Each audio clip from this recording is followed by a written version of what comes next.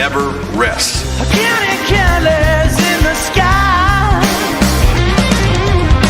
What a thrilling time to be alive. What is up, everybody? It is the Georgia Show. Monday night instead of Sunday night. We had to kind of move some stuff around here, but we are with you, and we are presented by American Pride Bank.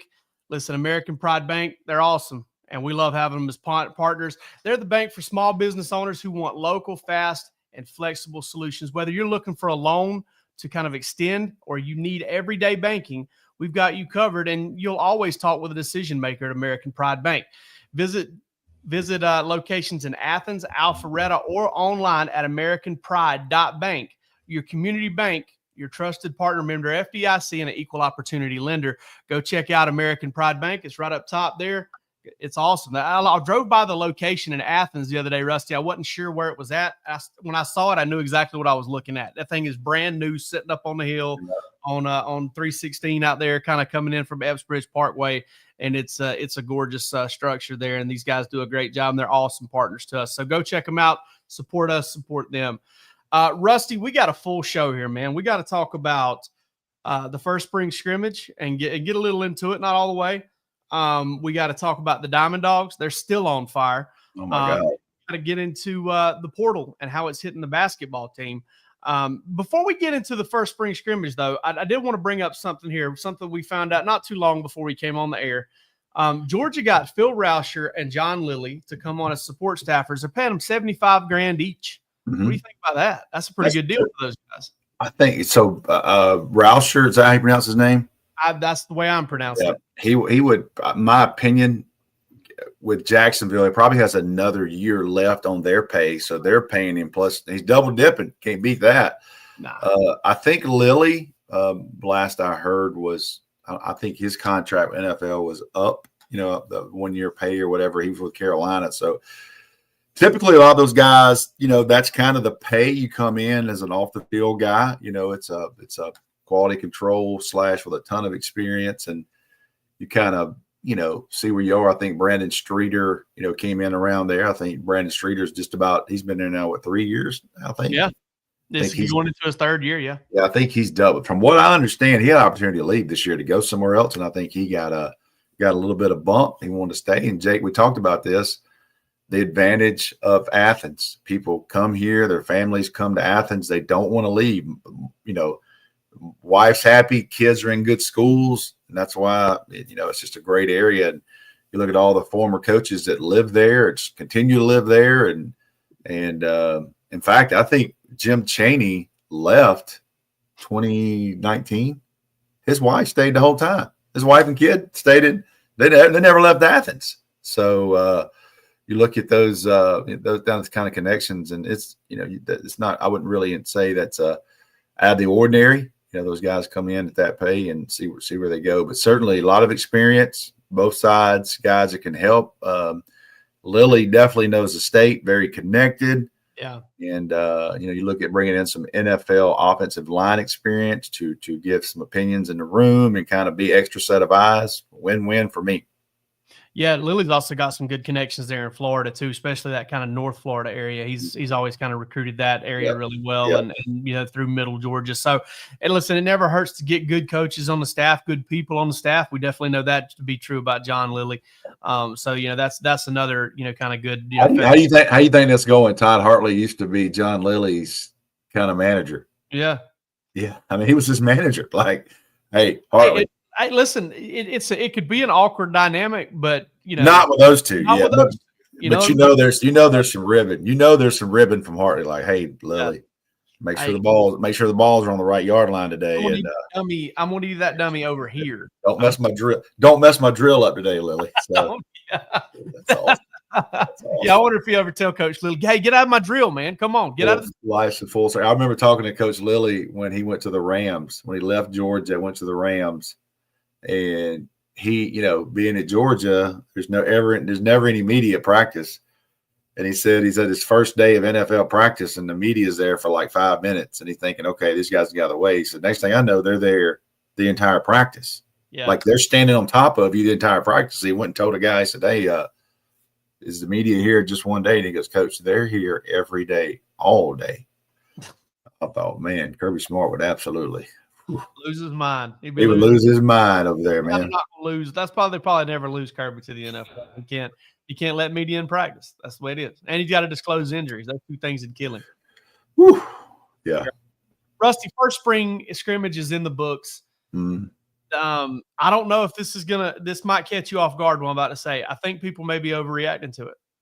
I know you don't ever, hear about overreacting scrimmages and news. I think folks might be, it sounds like to me, folks think that Georgia's offense now is what it's going to be all year long. I mean, typically, I bet they wish that was the case last spring.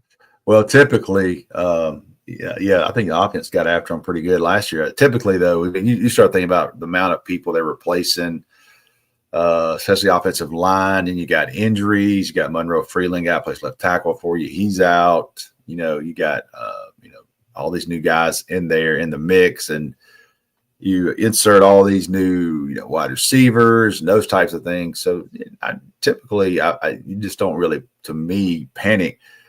I think the one thing that kind of, from people that were there, you just kind of wonder, man, I think there was 2 interceptions on 2 balls that were, from what I was told, both balls should have been caught, and they wound up being tipped passes that deflect. One skipped off of, hit somebody in the hand and skipped off and went straight to a DB. And so you just, you really just kind of worry about some of those things, but we'll see, man. It's first scrimmage, and we'll see where they are as they move forward. I tell you, when Monroe Freeland came up and spoke to us, and it kind of jibed with what we were talking about going into the season last year, or at the end of the season last year. He said that little rat poison there for the offensive line, indicated they thought they kind of had it. They were kind of playing. They felt they were good enough where if they didn't lose battles, if they didn't go out there and get if they didn't go out there and just play horribly, then they would be fine. They could roll their helmets out there and just get it done. And that they kind of maybe, were poisoned a little bit by their own, press clippings and things of that nature. I don't necessarily know that this is just the most horrible thing. This is what we've seen out of a lot of spring practices for a long time for a lot of teams. And that's the defense being ahead of the offense. And, I think I certainly expected it, Rusty. I mean, listen, when you come out of the first couple of weeks of spring, and I know this is in Dawgs HQ Plus, so I don't want to get super, super specific with it. But when you come out of those first, week and a half of spring and you're hearing things like, hey, we got to simplify things. We're struggling. We got so many new faces. We're making a lot of mistakes, and practice is herky-jerky and it's weird and yada, yada, yada. When you're hearing that, well, next thing you know, things get a little bit better. A little hand-holding goes on out there at practice. Coaches behind huddles, more hands-on coaching gets better. You hear about the offense having some good days. Well, let me tell you what's going to happen when they go hands-off in a scrimmage and coaches start going to headsets and booths and start calling things differently. They're going to regress. They're going to go back and struggle again. And I'm not saying that's acceptable. I'm not saying anybody's going to be happy with that. But this is all pretty normal. And I don't know if the offense is going to get any better or if it's going to be any good in 2025. But I also don't think that this is atypical for this time of year either. They're also repping everybody. Yeah. Like everybody's repping. Like just not when you just zero in on the first and second team. I mean, everybody's repping. And we have a job because I say people care, but yeah, you certainly don't overreact to something like this. And that's very typical of the defense to be ahead. And we'll see where they are this week. I mean, I would imagine that the offensive staff will look at scrimmage on Saturday and see what they can do different this week and those type of things. So, I don't think this is not panic time. This is the spring practice, man. That it's just sloppy and you don't know who the hell wants to be out there right now. I mean, my God, you're on week 3 of this thing, and these are kids with a freaking pocket full of money, and they're just trying to survive until May, man. Let's just get 2 more weeks so we can get a little bit. Really, May is the only time these guys get to be what I could say college kids. To get to be human. You know what I mean? They'll go out and play golf every day in the afternoon. They'll go to class in the morning. They'll work out. Then they get to go play golf. And, they get about 3 weeks in May to where they're finishing up finals. All their coaches are on the road, and they make it a couple of weeks without classes. Weeks without classes, they'll take some trips and do some things, and let them be kids, man. Let them be humans and go home and see their families and go to the beach, play. You got to unplug, man. You got to get away from this. So there's a lot going on with these kids right now, but I'm very interested in this week, and then it'll juice up. It'll juice up. Even though it's not on TV. The G-Day, that'll bring some energy. I'm interested in that crowd. We'll talk about that later on. Interested in how many people actually show to that. And once G-Day gets here, those kids will have a little juice in them as the week goes on. Yeah, we got some G-Day plans we're going to announce here later on in the show for sure. But yeah, I'm all of that kind of comes together nicely. And I just want to take people back to last spring. You took the spring practices from the first 2 spring scrimmages last year, and you juxtapose those, or you carry them forward into the season, then Georgia's offense would have been dominant. The defense would have struggled, and that's where it got. The problem is the offense never got any better from that point on. I don't expect that to be the case this year. That's atypical. I don't care what you think about whatever coaches. Georgia not getting better is atypical. Okay, that's just not normally what happens. And listen, we'll see. We'll see how it works out. But I certainly don't want to overreact to what we first hear in the scrimmage. And again, it wasn't all negative. Full field work was a struggle. Situational work was better based on what I heard. So, there's a lot of moving parts there. There are a lot of new faces. There are a lot of good things going on. Zach Branch and Gunnar Stockton seem to have a good rapport built. We're hearing good things about Noah Thomas and Bo Walker. There are some bright spots certainly on that offensive side of the ball. There's some on the defense as well. And hey, if you trust Kirby Smart as your head coach, you got to think, hey, this team's going to get better. It's going to grow together. It's going to become more connected. And listen, I've said this before. I see a Kirby Smart that's a little tougher to please this spring, and I don't know that that's a bad thing for Georgia either. I wonder if he's kind of made a little bit of a pivot on the NIL front to more of that Danny Hurley style. Hey, you're getting paid a lot of money, and I've got a lot of expectations for you now. So we need to get with it. Hey, somebody you can have high expectations for are our friends over at sunheist.com. Yes, sir. Sunheist is doing a phenomenal job. Another great partner. Dog fans, if you're tired of sunglasses that can't handle the heat of a Saturday in Athens or any adventure for that matter, Sunheist Eyewear is changing the game. They're offering high-quality, durable sunglasses built for real life at prices that won't break the bank. Forget those flimsy shades that fall apart. Sunheist is here to stay. Listen, the quality is awesome. UV 400 protection, injected polarization so the lenses don't delaminate over time. They're built for adventure. Whether you're tailgating or hitting the lake or just navigating campus, Sunheist has sunglasses designed to keep up. And listen, this is a Georgia connection. They're proud to be part of the Georgia community, and they love to give back. That's why they've partnered with One Tree Planted to support restoration of forest efforts and things of that nature too. So this is awesome. Use promo code DawgsHQ20 and save 20% off of your first order at sunheist.com. Order 2, order 3, order 4 pairs. You save 20% off. I just got mine in the mail a couple days ago. I'm not even wearing them right now, but we'll be doing an unboxing here in a couple weeks. I ordered some. I ordered some today too. Yeah, so we're going to be doing an unboxing here pretty soon. They're super high quality, and we definitely love them. We love being partnered with them. So go check out sunheist.com, promo code DawgsHQ20, and save 20% off your first. They're out of Athens, right? Right there, Jefferson, right outside. Okay, all right. Yeah, 100%. And we'll have something to say about somebody here in a minute where maybe you can go try on a pair of them, and with us around. So see how that works out. Diamond Dogs still on fire, Rusty.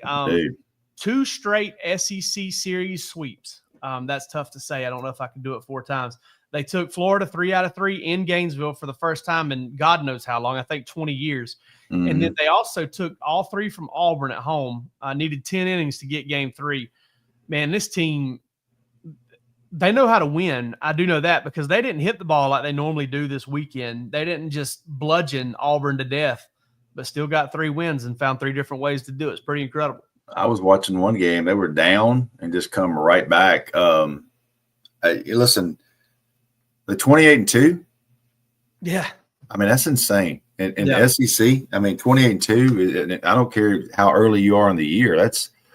That's crazy. And I can see on our message board, the dog walk, how many people are asking for tickets every weekend. Some gentlemen too, I apologize for your name, who gave away the tickets this weekend. Thank you for doing that. But yeah, these home tickets coming up, if you're wanting to go see the Diamond Dogs, I would jump on it, because I can tell you, as the weather warms up, and I'm not getting depressed tonight, but after everything that happened to the Braves in the last hour, and then again here in the last 10 minutes, putting a picture on the DL.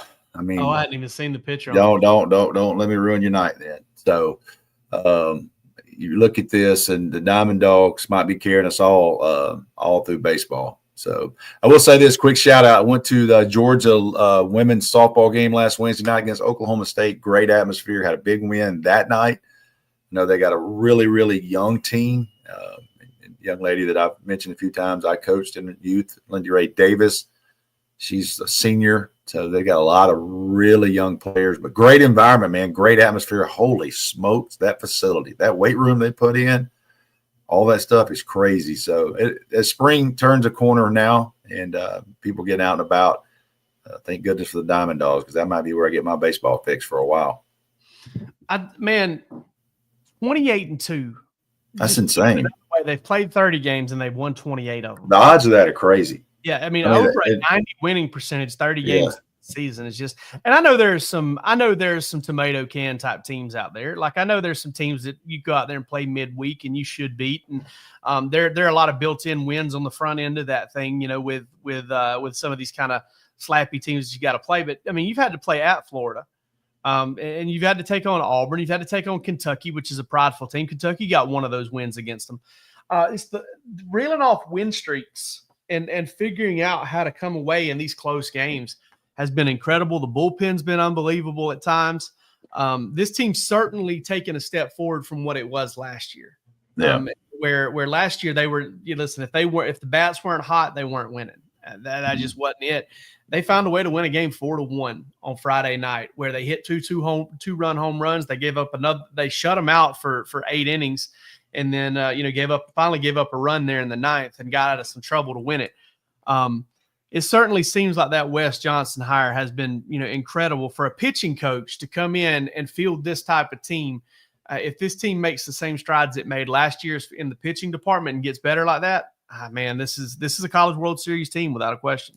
And just from my understanding, with a short porch in right field in Athens, he went out heavily on the left-handed hitters in the portal. So trying to take advantage of every home game. So, and the right-handed guys he's got are, you can tell. Oh, dude, have the ability to drive the ball out to that area. What they say, feed the trees.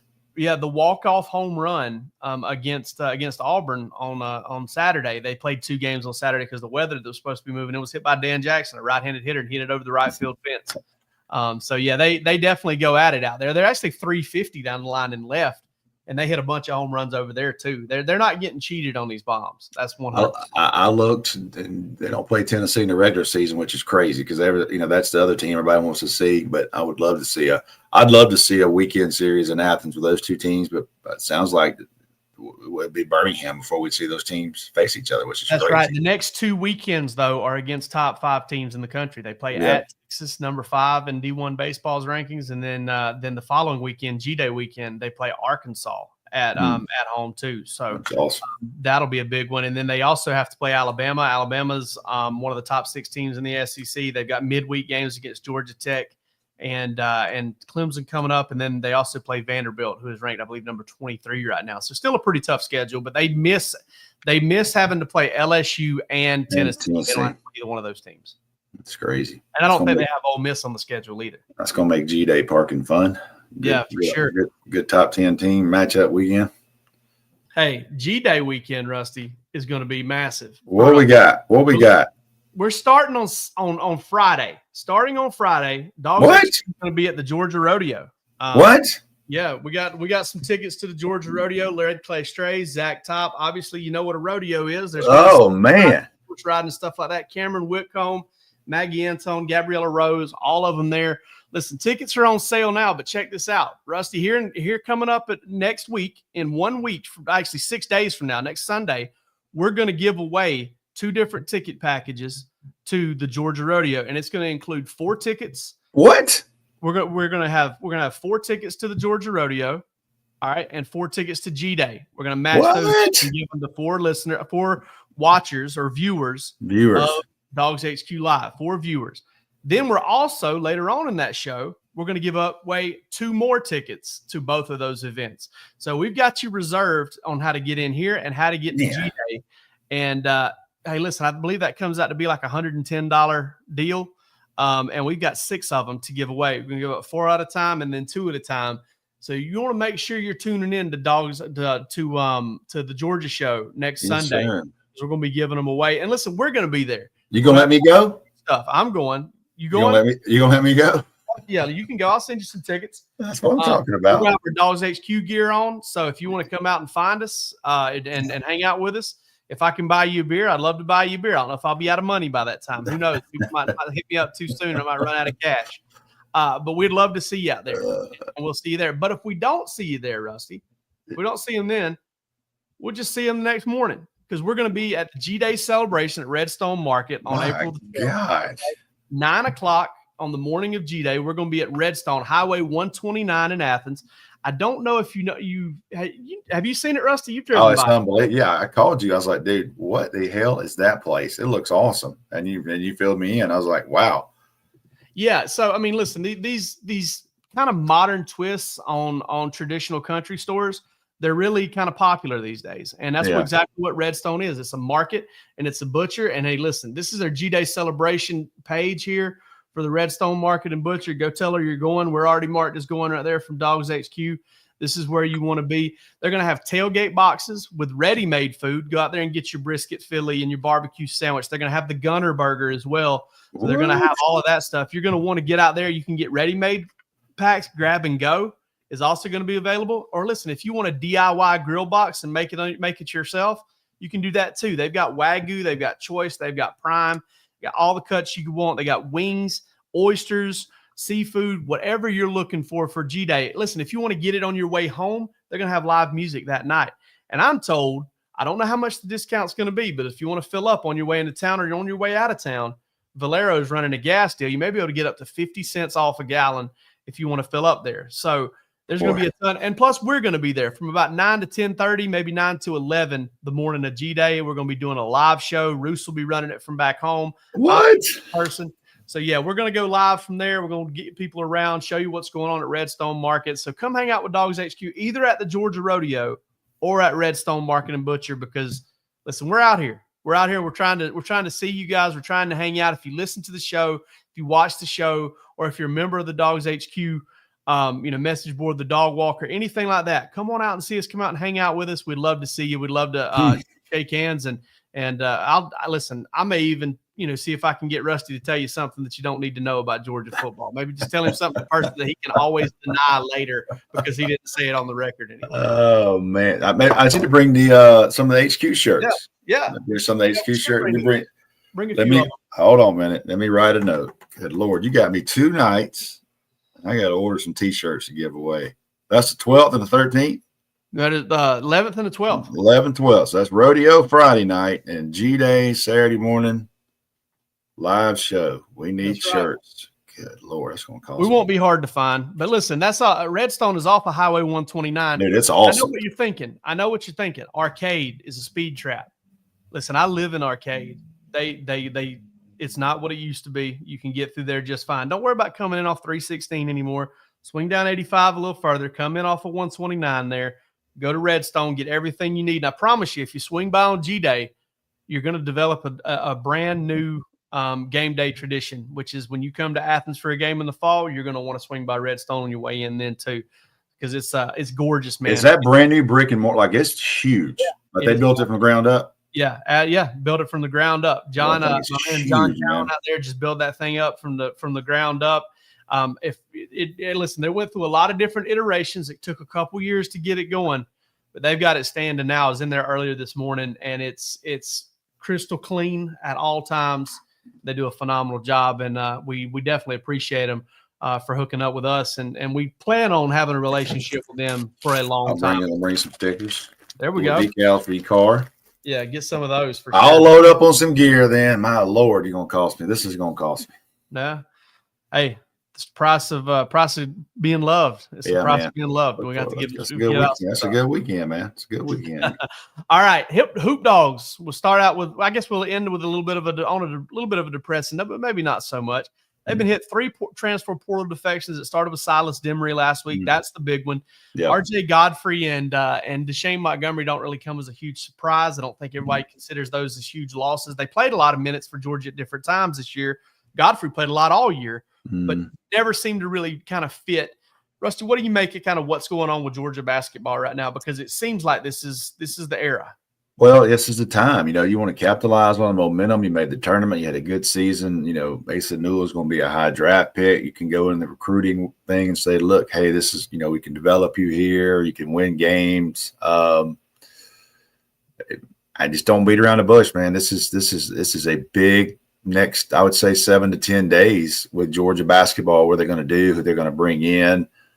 There were some rumors today that the guard from Providence was in town. I didn't confirm that myself, but that was several outlets on X tweeted that today. So, they've got money to spend. And the Silas Demery, kind of went back and forth. And I was just told that both parties just said, okay, you probably need to go another direction. I think, he's going to explore the NBA draft deal, but with his college options open.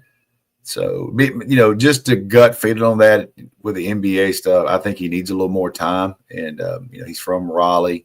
And, I would watch NC State with a new coach there and probably a pocket full of money to see where he goes. And we'll see. We'll see. But this is a big, you can make or break your team really, really quick with stuff like this. And, you look at a team like Creighton, who I'm not trying to be the basketball guy. Or it was Drake. Drake brought in the 4 kids from one team, and they made a pretty good run all year. So you can bring in package some guys together and put together a starting 5. You're in the SEC, you're in a big time environment, and you got money to spend. I'm very interested in what they do. They got to have some guards, man. But so far, you want to watch the Dylan James, watch him, Blue Kane, those guys, see if all those guys are coming back. Those are very experienced pieces of the puzzle. My man Sumto, that's the one. That's surreal. That's my guy now. I mean, I know he's raw, but man, he can jump out of the gym. He's defensively, he's a rim protector, and so that's the guy you want to watch. Make sure you can keep those guys.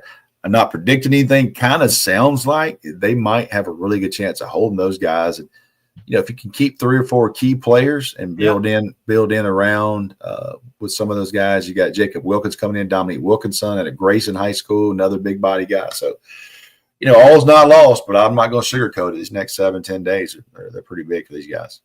Yeah, and I want to point to something. I mean, what Demery did in the past month and a half of the season was unbelievable. Yeah, he got hot, man. He got so hot and played such great basketball. And I'm kind of happy for him that he's going to cash in on this. Like he's about to, and I was talking with somebody about this earlier today. When you look and see the teams that he's visiting right now, some of these teams that don't really they're basketball schools. All right, and St. John's doesn't even have a football program to worry about. They don't have to spread any NIL out or anything like that. You look at some of these places he's looking at. Listen, Georgia's not gonna keep that guy around. No matter what they do, they're not gonna keep that guy around. He's going to go get paid, life-changing money before ever having to play in the NBA or ever having to try to make a run at the NBA. So I get all of that. But I don't think any of these departures that Georgia's dealing with here are guys that, hey, we can try to replace them, but we got no chance of getting better if we replace them. I still think Georgia can get better by replacing these guys, but you hit the nail on the head. The reason Georgia made an NCAA tournament this year is because they got Silas Demery, Blue Kane, and Dylan James to come back. And those that continuity played a big role. So, hey, if you can get, Cyril and James and Blue Kane to come back, that's going to be very, very big for this basketball team. And they need to go out there and get some upgrades at guard and kind of make some things happen like that. Rusty, you going to ride a bull at the Georgia Rodeo? You got that on your mind? So let me tell you here, DGD, I damn sure would ride a bull. I'd give it my best. At my age, there's a thing called risk reward. Is the risk worth the reward? And that's a hell no. Because if I get thrown off that thing, and I've already had one back surgery because I was a dummy playing basketball at a 24/7 sports, like 2012. I go up to get a rebound, and I felt a pop in my lower back, and I had never been the same since then. So you know what? It's risk reward at my age. May not ride a bull, but I would encourage you to if you're there. I'll cheer you on, my man. No, there's no chance of me riding a bull. I got way too much to lose. I got a 5-year-old at home. I got to try to. Yeah. I don't even try to touch the bottom of the net anymore. If I shoot in the driveway with my kids, it's just straight. There's no jump shot involved. Nothing anymore to me. It's gonna worth it. Gonna worth that for me. Hey, listen, I got some left field left in me in fast pitch and slow pitch softball. I'll tell you that right now. I used to play left field a lot in the slow pitch softball, and I will play it again. The arm ain't what it used to be though. No. The arm is hamburger meat. I am definitely the DH that will complain to the umpires. I'm still that guy. I'll sit in the dugout. I'll shoot the bull with somebody over here. And when somebody says you tagged up too early and they appeal it, I'll be out there for us raising Cane, and I'll bat about 7th, and we'll be good. But yeah, Rusty gonna bat about 7th. He'll get you about 4 singles. About 4 singles every 2 games. I had an MVP camp yesterday in Atlanta, and Chad Simmons looked at me and he said, "What would it cost you to run a 40?" And I said, "It'd be a lot of cash." I said, "Dude, I'm not pulling on anything. I'm never going to pull." He goes, "Well, Rich Eisen does." I said, "Well, Rich Eisen makes about $800,000 a year. You know what I mean? I'll run in a suit. You know what I mean?" So, but yeah, Rich Eisen, he's at $800,000 a year. He probably and he does a really good job fundraising too for children's charity. That's a great job with that. But if I ran a 40-yard dash, it would sound like you got bubble wrap and you just wrenched it like a washcloth. Yeah. It just pops everywhere. It'd be bad, dude. And I've told him this story before. I missed the greatest opportunity in the history of recruiting networks. You remember when Natrez Patrick and somebody else committed the day of their spring game for Mays High School? It was Dallas Warmack, who went to Alabama, and Natrez Patrick. Both were going to verbally commit at Lakewood High School at their spring game, and they were going to make their announcement. We obviously knew Natrez was going to Georgia. I get there early, and I'll be honest with you, I'm pretty damn smart sometimes, Jake. You know why I got there early? Because the concert that night behind me was Jason Aldean and Luke Bryan. So you know what I did? I didn't have a ticket. So I go over there, and I sit in the bleachers, and I can hear the music playing well there. So I listen to 45 minutes of free music. I'm sitting in the press box by myself, and my man Woody from Rivals.com has got his video guy. And they look around, they don't see anybody. And Woody runs a 40. Oh, wow. And I didn't have my camera. I said, if I would have video Woody Womack running the 40, my man, look, I ain't no blazer either, but my man Woody it was all I could do to get that 40. And I told him that story. I said, Woody, I was sitting in the press box, and I go, is this guy about to run a 40? And sure enough, I would have got it, man. If I'd had that on video, because I would have posted it immediately. But that was fun. My man Hunter Lacey says he's going to his first. Yes, sir. Yes, sir. The last one, so I said, "Screw it, I'm going." Well, listen, Hunter, don't go without dropping by Redstone, or at least listen. Maybe we can get you those tickets. Maybe you can come to rodeo. How we're going to give those tickets away? Maybe you can end up earning 2 to the Georgia Rodeo the night before and all that stuff. But listen, we'll be giving those away. We're going to be giving away 6 itinerary tickets to the Georgia Rodeo plus G-Day next Sunday this coming Sunday on the Georgia Show. 6 days from now, we're going to be giving away all 6 of those tickets, and we'll be getting them to you very quickly afterwards, so you don't have to worry about running them down and all that stuff.